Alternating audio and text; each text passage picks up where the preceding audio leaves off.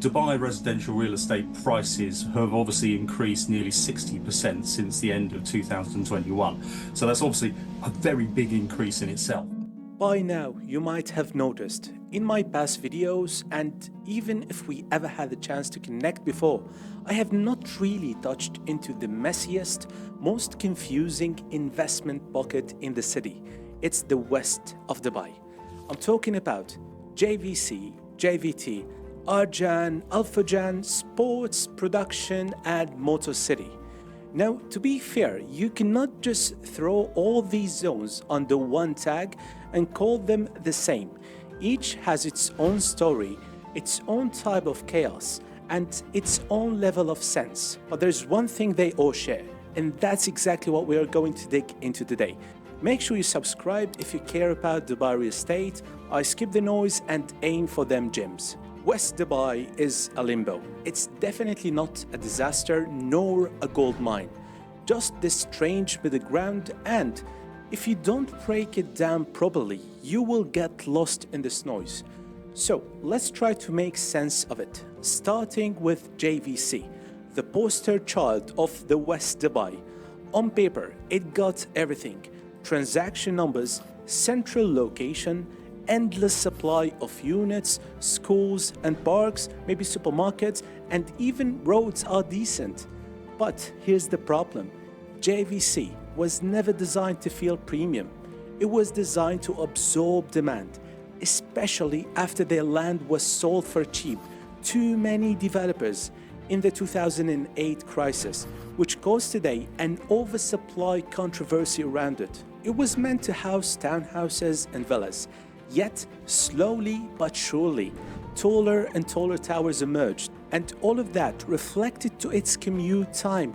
Even with government building new bridges and access points, it's still as far as you can go there. Today, you can see a mix of everything. Beautiful modern towers right next to average to low quality builds. In fact, it's where every investor comes to Dubai with the affordable Dubai idea, without getting far out of the city.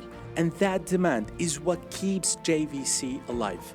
So yes, it makes sense, but only if you understand that JVC is not about prestige, it's about volume. And as with all similar zones in the city, you just cannot point a price per square foot number there. And because timing is the most crucial metric in investment, we can say that JVC is more suitable to be a personal use, not an investment anymore. Now, next by to JVC, you got the JVT. Basically, it's the quieter sibling. Fewer towers, more townhouses and villas. It has a calmer feel. If JVC feels like a dense city pocket, JVT feels more like its suburbs. And honestly, JVT is the one that feels less messy. It has an identity. People know what they're getting into there. Family homes and community living. From an investment angle, it's more stable but less liquid. Units don't fly like JVC apartments do, but the tenant's profile is in fact stronger. Now, Arjan. The way I see Arjan is everything JVC wanted to be but couldn't. On one hand, you got the Miracle Garden and some solid new projects, more focus on low to mid-rise buildings and better road links. On the other hand, the master plan itself feels a bit incomplete. Arjan is almost there. Developers love it because the land there was cheap, so projects launched at an attractive price. But investors have to be careful because Arjan is a mid-term play. You can buy there for the mid-term, but not for today. Buy for the area to mature later on. Now, Furjan. This one is very interesting. It's just tucked between two major highways with villas and townhouses in clusters of mid-rise apartments. Furjan has a bit of everything, but also it has that hidden in plain sight problem, unless you know Dubai very well, because you don't just stumble into Furjan. That makes it tricky for the short-term flips, but for end users and long-term rentals, it does work, especially with the new metro extensions already running through.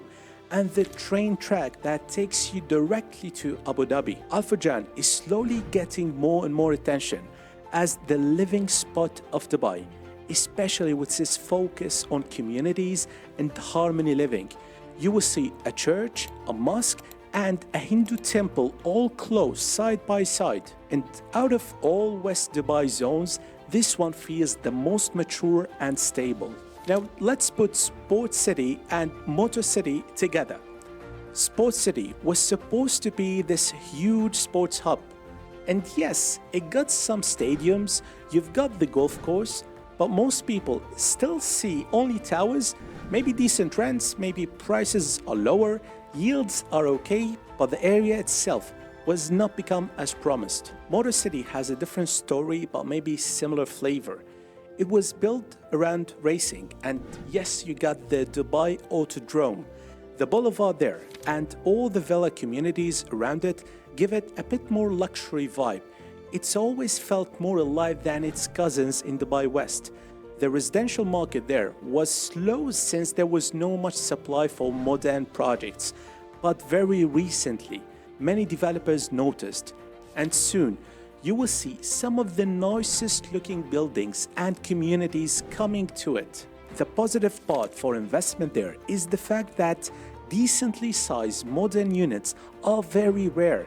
It's either super tiny and new or very big and old. So the very few units between are indeed a catch. Finally, with Production City. It is the kind of outsider in this group. It's not as popular and not as well-rounded.